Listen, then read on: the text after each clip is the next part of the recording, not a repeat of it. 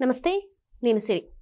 Delhi TDP కార్యాలయంలో అయితే మన టాలీవుడ్ హీరో 'నాగార్జున' ఫ్యామిలీ అయితే అక్కడ కనిపించడం జరిగింది. మరి ఇప్పటివరకైతే రాజకీయాలకి దూరంగా ఉన్న 'నాగార్జున' గారు మరి ఏంటి టీడీపీ కార్యాలయంలో అది కూడా ఢిల్లీలో కనిపించడం, సో కుటుంబ సమేతంగా కనిపించడం ఒకంత ఇంట్రెస్టింగ్ కలిగిస్తుంది. ఈ వార్త కూడా చర్చనీయాంశమైంది. సో దీనికి సంబంధించి మరిన్ని విషయాలు మనకు తెలియజేయడానికి మనతో పాటు ఉన్నారు ప్రముఖ సీనియర్ జర్నలిస్ట్ జగదేవ్ గారు. నమస్కారం సార్. నమస్తే అమ్మా. సార్, ఇప్పుడు చూస్తుంటే మన టాలీవుడ్ హీరో అగ్ర నటుడు అని చెప్పుకోవచ్చు. ఏఎన్ఆర్ తర్వాత నాగార్జున గారు. సో నాగార్జున గారు ఇంతవరకు ఏ పార్టీ చెందిన వ్యక్తి అనేది మనకి, అంటే ఏ పార్టీకి సపోర్ట్ చేస్తున్నారని కూడా లేకుండా రాజకీయాలకు అతీతంగా తన కెరియర్తో వెళ్తున్న మనిషి సడన్గా ఇప్పుడు టీడీపీ ఆఫీసులో, అది కూడా ఢిల్లీలో కుటుంబ సమేతంగా వైఫ్తోని, కొడుకుతోని, కోడలతో అందరితో కలిసి టీడీపీ ఆఫీసులో కనిపించడం ఇది కొంత ఆసక్తిని రేపుతుంది. అందరిలో కూడా ఏం జరుగుతుందన్న ఒక కుతూహలం కూడా పెరిగింది. సో దీన్ని అసలు ఎలా చూడాలంటారు సార్? మీరు కుతూహలం అంటున్నారు. ఆల్రెడీ ఇప్పటికే కొన్ని సోషల్ మీడియా వాళ్ళు టీడీపీలో జాయిన్ అయిన నాగార్జున అని చెప్పి థంబ్నెయిల్స్ పెట్టి మరీ ఓదరగొడుతున్నారు. వాస్తవానికి ఆయన కుటుంబంతో ఏదో పర్సనల్ పని ఉందని వెళ్ళినట్టున్నారు. పనిలో పనిగా అక్కినేని నాగేశ్వరరావు గారికి సంబంధించిన ఒక పుస్తక ఆవిష్కరణ ఏదో ఉంటే కుటుంబ సభ్యులుగా వీళ్ళకి ఆహ్వానం వచ్చింది కాబట్టి వెళ్ళారు. ఎందుకంటే అన్నపూర్ణ స్టూడియోస్ సంబంధించి కానీ, తర్వాత మీరు అన్నట్టు అక్కినేని నాగేశ్వరరావు గారి తర్వాత ఆ నటనాపరమైన లెగసీని కొనసాగిస్తున్నది ఆయన యువ సామ్రాట్ అక్కినేని నాగార్జున గారే కాబట్టి ఇప్పుడు కింగ్ నాగార్జున అంటున్నారు. ఆయన నట సామ్రాట్ కాబట్టి ఈయన యువ సామ్రాట్ అనేవారు అంతే.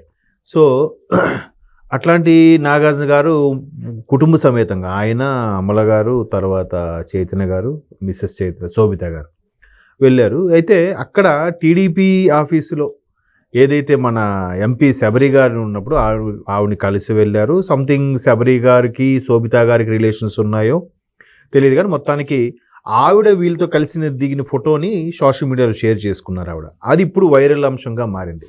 అయితే ఇక్కడ అందరూ చర్చించాల్సింది, డిస్కస్ చేయాల్సింది, అంటే ఎక్కువగా దృష్టి కేంద్రీకరించింది ఎందుకంటే మొన్నటికి మొన్న మన అరసవిల్లి ఘటనలో కూడా ఏది సూర్య దేవాలయం సంబంధించి టీడీపీకి అసలు పాటలు పాడనని వైసీపీకి ఫేవర్గా ఉండే మంగ్లీ గారు కేంద్ర మంత్రితో సమానంగా వెళ్ళి దర్శనం చేసుకొని రావడం, కేంద్ర మంత్రి గారు పక్కన నిలబడి ఫోటోలు దిగడం, ఆ ప్రెస్ మీట్లో ఆవిడ మాట్లాడుతుంటే ఈయన కూడా పక్కన నిలబడడం అనేది టీడీపీ కార్యకర్తలకి, కూటమి కార్యకర్తలకి నచ్చలేదు. ఎందుకంటే ఏ పార్టీని అయితే వాళ్ళు తోలనాడారో, అవమానంగా చూశారో, కనీసం పాడడానికి కూడా నచ్చని మంగ్లీ అనేవాడు ఒక సింగర్.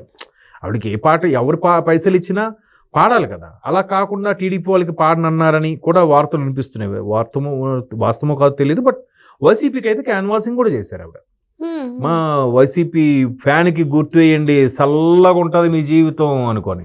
వేరే ఆవిడ చూస్తే ఆవిడ రాయలసీమ ఆవిడ వాస్తవానికి. బట్ తెలంగాణ స్లాంగ్ అది నేర్చుకొని అందరూ ఈ బతుకమ్మ పాట ఇవన్నీ పాడడం తెలంగాణ అమ్మాయి అన్నట్టుగానే రాయలసీమ అని చెప్పేసి కొంతమందికి మాత్రమే తెలుసు.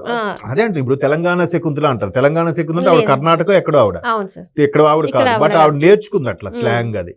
సో ఈవిడ కూడా నాకు ఇష్యూ అయిన ఒక 1 వీక్ ముందు వరకు కూడా ఆవిడ రాయలసీమ ఆవిడ అని కూడా నాకు తెలియదు నిజంగా. ఓకే, గూటీయే ఏదో సంథింగ్ ఆవిడ, గూటీ దగ్గర విలేజ్ ఏదో అని చెప్పారు. సో అటువంటి ఆవిడది ఎలాగైతే ఇష్యూ అయిందో ఇప్పుడు నాగార్జున గారు కూడా కొంతమంది కార్యకర్తలు ఎంపీ శబరి గారితో దిగిన ఫోటోలు చూసి కొంచెం ఇన్కన్వీనియన్స్గా ఫీల్ అవుతున్నారు. ఎందుకంటే ఈవెన్ నాగార్జున గారు కూడా గత ప్రభుత్వ హయాంలో జగన్మోహన్ రెడ్డి గారి పరిపాలనకి ఏముంది, బాగానే ఉంది కదా అన్నారు ఒకనొక సందర్భంలో స్టేట్మెంట్ ఇస్తూ. ఇంకాస్త ముందుకెళ్తే ఏదైతే టికెట్ల వ్యవహారంలో ప్రభాస్ గారు, చిరంజీవి గారు, మహేష్ బాబు గారు లాంటి హేమీలు అందరూ వెళ్ళినప్పుడు ఈయన జనరల్గా దానికి వెళ్ళలేదు. ఈయన మన రేవంత్ రెడ్డి గారికి సంబంధించి మాత్రం వెళ్ళారు. ఇక్కడ మాత్రం అక్కడ జగన్మోహన్ రెడ్డి గారికి అందరూ ఏమనుకున్నారంటే, ఓహో జగన్మోహన్ రెడ్డి గారికి ఈయన ఫేవర్ కాబట్టి వీళ్ళందరినీ అక్కడ గేటు దగ్గర దింపి నడిపించాడు కాబట్టి ఈయన అందుకే వెళ్ళలేదు, తప్పించుకున్నాడు అన్నట్టు కూడా అప్పట్లో వార్తలు వచ్చాయి.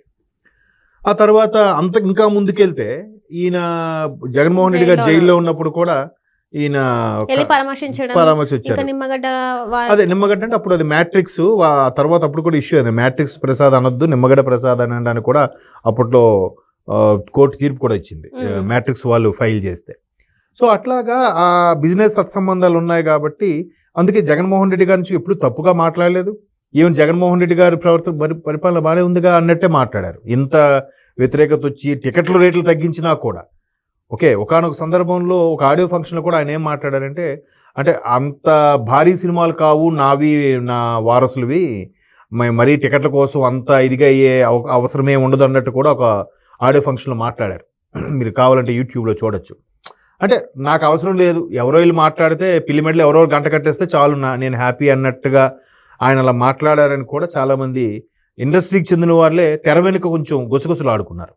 సో అటువంటి నాగార్జున గారు ఇప్పుడు ప్రత్యేకంగా టీడీపీ ఎంపీ గారితో మాట్లాడి ఫోటోలు దిగి ఏంటి అసలు జగన్మోహన్ రెడ్డి గారికి ఇంత ఫేవర్గా ఉండి ఫ్రెండ్లీగా ఉన్నప్పుడు కూడా పార్టీ ఆఫీస్కి ఎప్పుడు వెళ్ళని వ్యక్తి ఈరోజు టీడీపీ పార్టీ ఆఫీస్కి, ఢిల్లీలో ఉన్న పార్టీ ఆఫీస్కి వెళ్ళాల్సిన ఏమిటి అంటే మెల్లగా టీడీపీ కూటమి ప్రభుత్వం ఉంది కాబట్టి, కేంద్రంలో కూడా కూటమి ప్రభుత్వమే ఉంది కాబట్టి కొంచెం ఫేవర్గా ఉండడానికి ఈ విధంగా బిహేవ్ చేశారా అనే వార్తలు అయితే వినిపిస్తున్నాయి.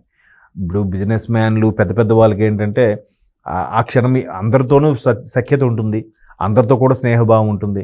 ఎవరితో వాళ్ళకి వర్కౌట్ అవుతే ఎవరితో పని అవుతే వాళ్ళతో పనులు చేయించుకుంటూనే ఉంటారు. వాళ్ళకి అటువంటి పెద్ద పెద్ద వాళ్ళకి దాని గవర్నమెంట్తో సంబంధం ఉండదు, గవర్నమెంట్ ఏదున్నా వాళ్ళకి నడిచిపోతూ ఉంటుంది. కాకపోతే సినిమా సమాఖ్య ఇట్లా టికెట్ల కోసం వెళ్ళినప్పుడు కానీ లేదంటే ఇంకో ఇతర సంబంధం నుంచి ఏదైతే గత ప్రభుత్వం జగన్మోహన్ రెడ్డి గారితో ఇబ్బంది పడినప్పుడు కూడా ఈయన ఎక్కడా ఖండించలేదు, ప్రశ్నించలేదు, అలాగని వాళ్ళతో కూడా వెళ్ళలేదు. అదొకటి. నెక్స్ట్ టీడీపీకి ప్రభుత్వం పాలన బాగానే ఉంది కదా అనే వ్యక్తి ఇప్పుడు టీడీపీతో కావాలంటే బయట ఆవిడ ఎంపీ క్వార్టర్స్ ఉంటాయి కదా, ప్రతి ఒక్క ఎంపీకి ఒక క్వార్టర్ ఇస్తారు.